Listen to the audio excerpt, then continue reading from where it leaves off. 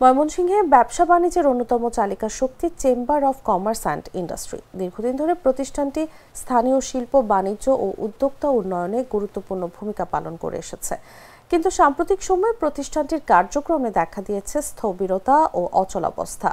রাজনৈতিক পট পরিবর্তনের পর চেম্বারের সভাপতির আত্মগোপন, ব্যবস্থাপনা ঝিমিয়ে পড়া সহ নানা কারণে চেম্বারের কার্যক্রম এখন প্রায় থমকে গেছে।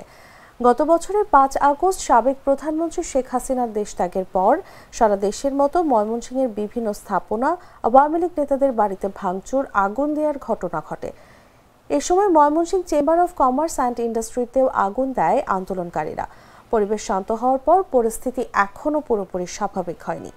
কার্যালয়ে দু একজন এলেও প্রায় সময় থাকে শুনশান নীরবতা।